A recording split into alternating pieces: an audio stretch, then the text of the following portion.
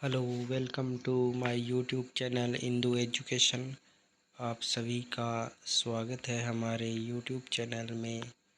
और हम जो है राजस्थान जियोग्राफी से संबंधित महत्वपूर्ण प्रश्नों पे चर्चा कर रहे हैं हमने।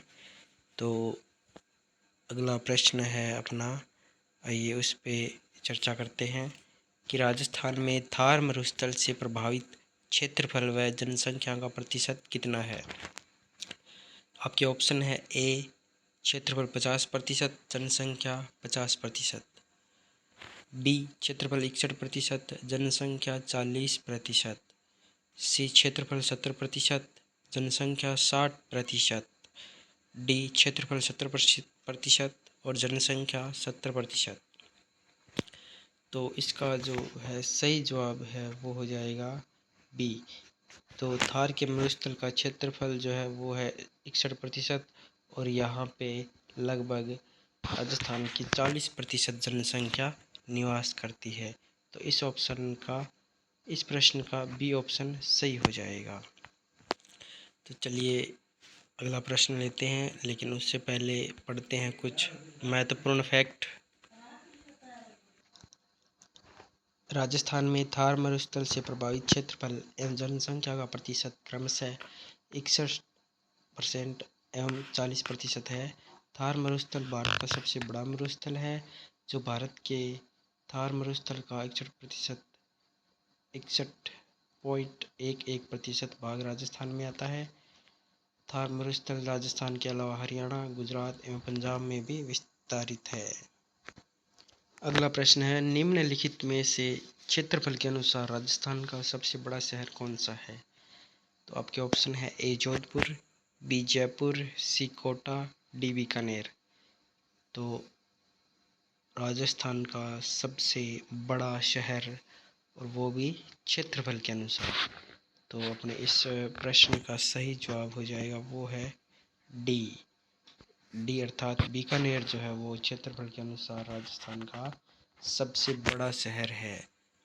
और इसका जो क्षेत्रफल है वो है 27,244 किलोमीटर स्क्वायर, जबकि जोधपुर का जो है वो है 22,850 किलोमीटर स्क्वायर, और जयपुर का है 11,143 किलोमीटर स्क्वायर, कोटा का है 5,217 किलोमीटर स्क्वायर।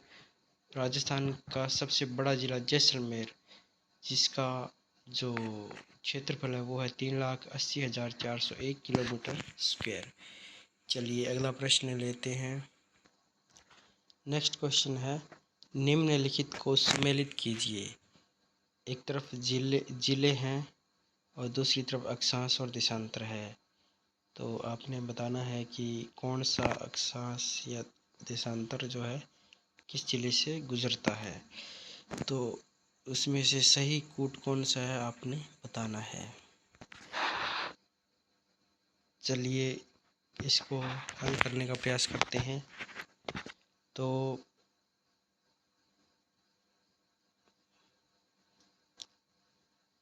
बांसवाड़ा जो है वो 23 डिग्री 3 मिनट उत्तर में अक्षांश के हिसाब से ये सही रहेगा इसमें। दूसरा जो है वो है बी, और उसके हिसाब से ये देशांतर रहेगा इसमें। और धौलपुर जो है वो 78 डिग्री 17 मिनट पूर्व में स्थित है, और जो गंगानगर है वो उत्तर दिशा में है, सभी जानते हैं। तो 30 डिग्री 12 मिनट उत्तरी। इसके हिसाब से देखा जाए तो हमारा बी ऑप्शन सही हो जाता है। चलिए अगला प्रश्न लेते हैं। चलिए अगला प्रश्न है, राजस्थान के बारे में कौन सा कथन सत्य है। तो यहाँ पे इसने जो है हमसे सत्य कथन पूछा है, तो ध्यान से पढ़ेंगे इसके ऑप्शंस को। पहला ऑप्शन है, इसका आधार विषम कोण चतुर्भुज के समान है। बी, इसका उत्तर से दक्षिण विस्तार 869 किलोमीटर है। सी, इसकी स्थलीय सीमा 6,920 किलोमीटर है। डी, इसका क्षेत्रफल 3,42,329 वर्ग किलोमीटर है।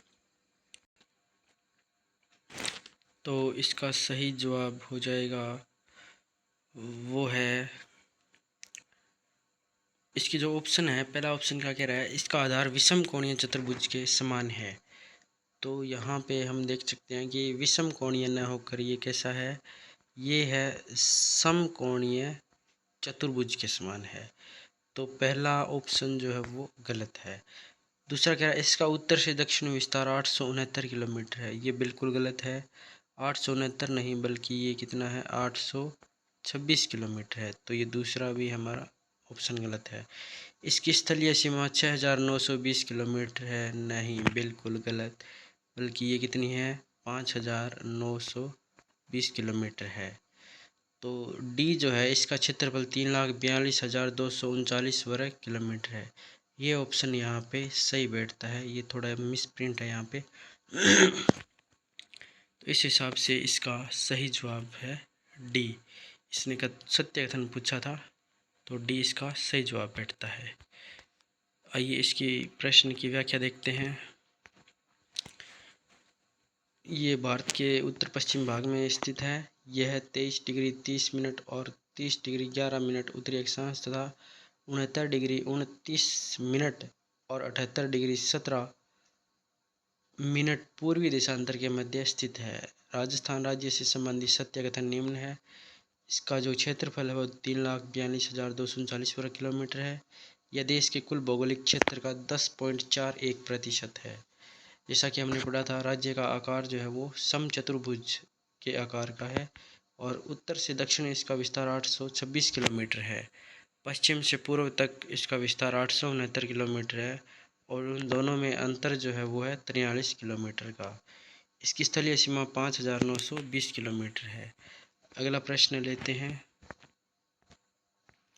अगला प्रश्न है राजस्थान का क्षेत्रफल है।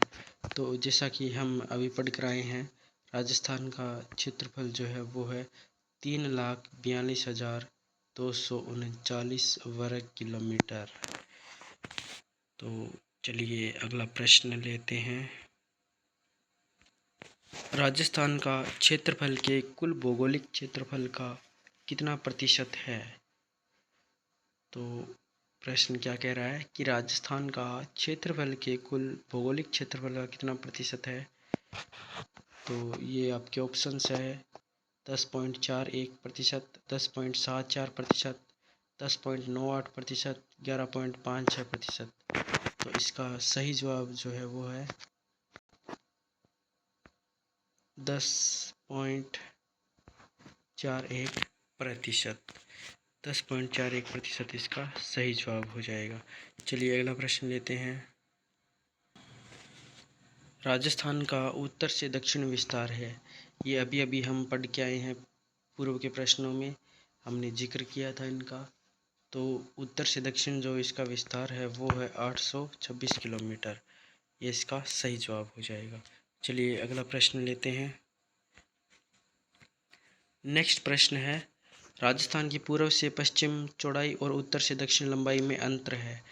तो हमने पढ़ा था कि जो इसकी उत्तर से दक्षिण और पूर्व से पश्चिम जो है 826 जो है वो उसकी उत्तर से दक्षिण है, जबकि 869 किलोमीटर जो है वो है इसकी पश्चिम से पूर्व चौड़ाई और लंबाई ये है इसकी। तो इन दोनों में अंतर जो है वो है 43 किलोमीटर का। ये हमने पहले के प्रश्नों में पढ़ा था। तो इस हिसाब से हमारा बी ऑप्शन यहाँ पे सही हो जाएगा। चलिए अगला प्रश्न लेते हैं। कर्क रेखा राजस्थान के निम्नांकित में से किन जिलों से होकर गुजरती है? तो जो कर्क रेखा है वो आप सभी जानते हैं कि बांसवाड़ा और डूंगरपुर से होकर गुजरती है, क्योंकि जब हम मैप देखते हैं राजस्थान का तो इस तरह से गुजरती है वो रेखा, इसलिए ये जो है वो बांसवाड़ा और डूंगरपुर को छू के गुजरती है। चलिए अगला प्रश्न लेते हैं। कर्क रेखा के बारे में कुछ ज़रूरी बात। ये भारतीय कुल 8 राज्यों से होकर गुजरती है, जो निम्न है: गुजरात, राजस्थान, मध्य प्रदेश, छत्तीसगढ़, झारखंड, पश्चिम बंगाल, त्रिपुरा और मिजोरम। अगला प्रश्न है 21 जून को सूर्य राजस्थान के किस जिले में लंबवत चमकता है? तो आपके ऑप्शन है ए गंगानगर, बी अजमेर, सी बांसवाड़ा, डी जोधपुर। तो इस प्रश्न का सही जवाब जो है वो हो जाएगा सी बांसवाड़ा। बांसवाड़ा में 21 जून को जो है वो सूर्य की किरणें लंबवत पड़ती है, तो बांसवाड़ा में। चलिए अगला प्रश्न लेते हैं।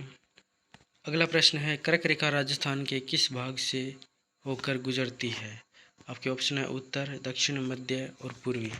तो हमने अभी अभी हम इसके बारे में पढ़ के आए हैं कि कर्क रेखा जो है वो राजस्थान के इस क्षेत्र से होकर गुजरती है, और ये जो क्षेत्र है वो है दक्षिणी क्षेत्र, क्योंकि ऊपर की तरफ उत्तर होता है और उत्तर के नीचे दक्षिण होता है।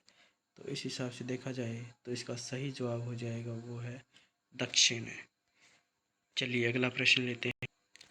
अगला प्रश्न है, कर्क रेखा जिन जिलों से होकर गुजरती है वे है बांसवाड़ा डूंगरपुर, जैसलमेर जोधपुर, जालौर बाड़मेर, जोधपुर भरतपुर। तो इसका सही जवाब है वो हो जाएगा ए बांसवाड़ा और डूंगरपुर, क्योंकि अभी अभी हम इसके बारे में पढ़ के आए हैं। ये प्रश्न कनिष्ठ अभियंता कृषि सिद्धि भर्ती परीक्षा में पूछा जा चुका है। लैब असिस्टेंट में भी ये प्रश्न पूछा जा चुका है, इसलिए ये मोस्ट इम्पोर्टेंट क्वेश्चन माना जा सकता है। चलिए अगला प्रश्न लेते हैं। नेक्स्ट क्वेश्चन है, कौन सा सही सुमेलित नहीं है? वागड़, डूंगरपुर बांसवाड़ा, मेवात, अलवर भरतपुर, बोमट, प्रतापगढ़ चित्तौड़गढ़, हाड़ौती, कोटा बूंदी, झालावाड़।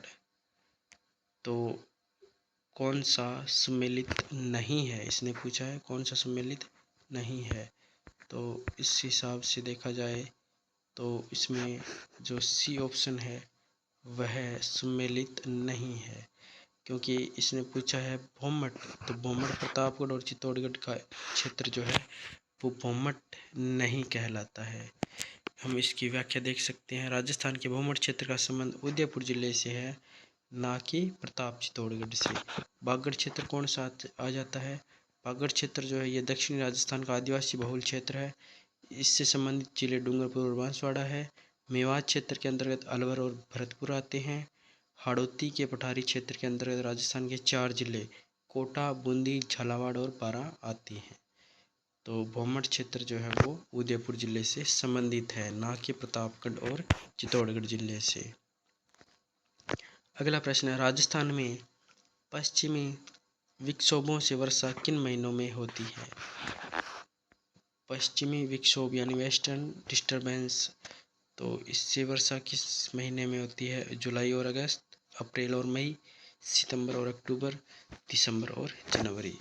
तो मोस्टली ये जो बारिश है वो सर्दी के मौसम में होती है। तो हम देख सकते हैं कि सितंबर और अक्टूबर में जो है वो ज़्यादा सर्दी नहीं होती है, और इस वक्त भी गर्मी पड़ रही होती है। जुलाई अगस्त में भी सर्दी नहीं होती, अप्रैल और मई में भी नहीं होती। तो ये जो है दिसंबर और जनवरी में सर्दी पड़ रही होती है, उस वक्त जो है ये पश्चिमी विक्षोभों से बारिश होती है।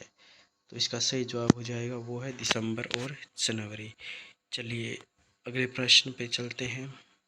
प्रश्न की व्याख्या देखते हैं पहले। जो पश्चिमी विक्षोभों से होने वाली बारिश है वो जनवरी माह में और दिसंबर में होती है।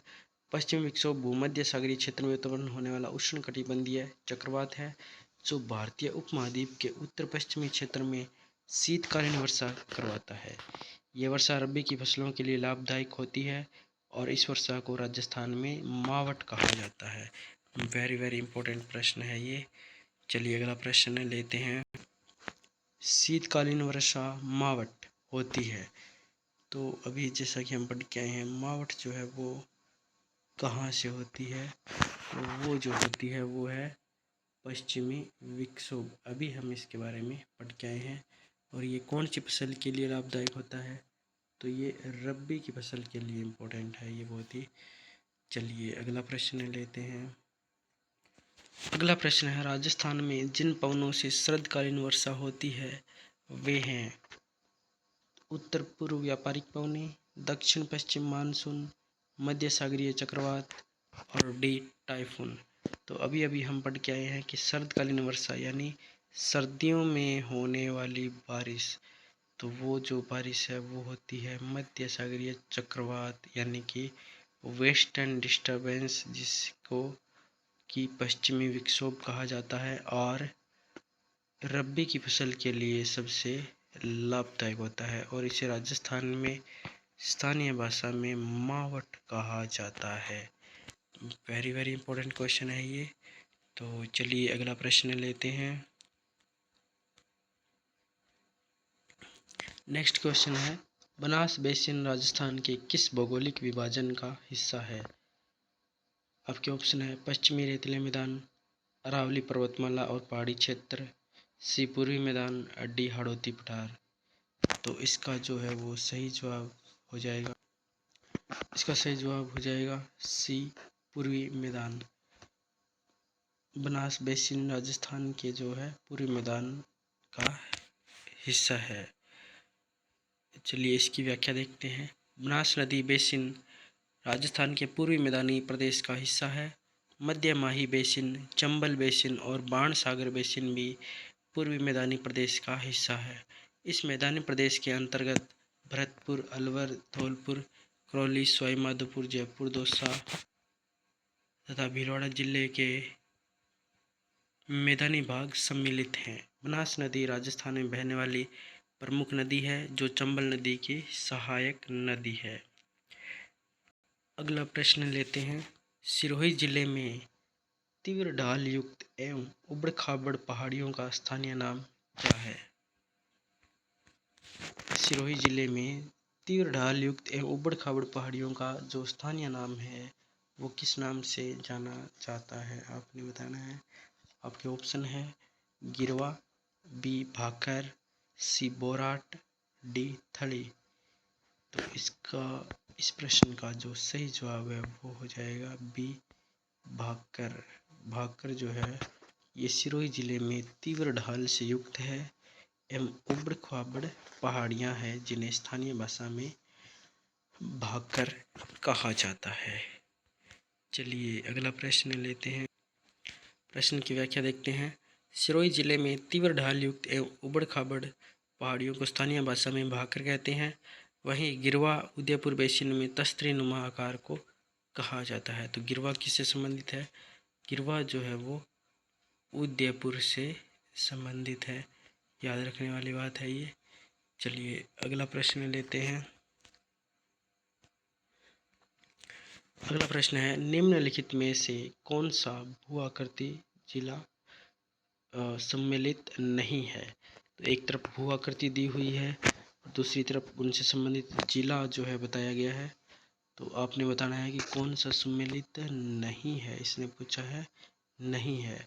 तो अभी अभी हम पढ़ के आए हैं कि गिरवा जो है वो उदयपुर से संबंधित है, तो ये तो इसका बिल्कुल सही जवाब है, सही है। और इसने पूछा सम्मिलित नहीं है, सही सम्मिलित नहीं है। और बाप बोल्डर जो है, बाप होल्डर वो जोधपुर में है, बिल्कुल सही जवाब है ये। और बृहद सीमा भ्रंश जो है वो बूंदी और सवाई माधोपुर में है, ये भी सही है। लेकिन इसने पूछा कौन सा सम्मिलित नहीं है, तो वो हो जाएगा बी, डूंगरपुर और बांसवाड़ा में भाकर नहीं है। चलिए आगे इसकी व्याख्या देखते हैं थोड़ी सी। भू आकृति बताई है एक तरफ, और दूसरा जो है इसने जिला बताया है संबंधित। तो गिरवा जो है उदयपुर से संबंधित है, बाप भाकर जो है वो सिरोही से, बाप बोल्डर जोधपुर से, बृहद सीमा भ्रंश बूंदी एवं सवाई माधोपुर से, पुष्प क्षेत्र डूंगरपुर एवं बांसवाड़ा से संबंधित है। 70 डिग्री पूर्वी देशांतर जिले से होकर गुजरता है। आपके ऑप्शन है जैसलमेर, धौलपुर, नागौर, जोधपुर। तो 70 डिग्री पूर्वी देशांतर जो है वो जैसलमेर जिले से होकर गुजरता है। तो आपका यहाँ पे ए ऑप्शन सही हो जाएगा जी। 70 डिग्री पूर्वी देशांतर रेखा जैसलमेर जिले से होकर गुजरती है। राजस्थान 69 डिग्री 30 डिग्री पूर्वी देशांतर से 78 डिग्री 17 मिनट पूर्वी देशांतर के मध्य में स्थित है। ओके फ्रेंड्स, तो आज की हमारी ये प्रश्नों की श्रृंखला यहीं पे समाप्त होती है। और अगर आपको हमारा ये प्रयास पसंद आ रहा हो तो कोऑपरेशन के लिए प्लीज़ आप वीडियो को लाइक करें, शेयर करें, चैनल को सब्सक्राइब करें और किसी भी प्रकार का सुझाव अगर आप देना चाहते हैं तो आप कमेंट जो है वो ज़रूर करें। इसी के साथ thank you so much, bye bye, take care.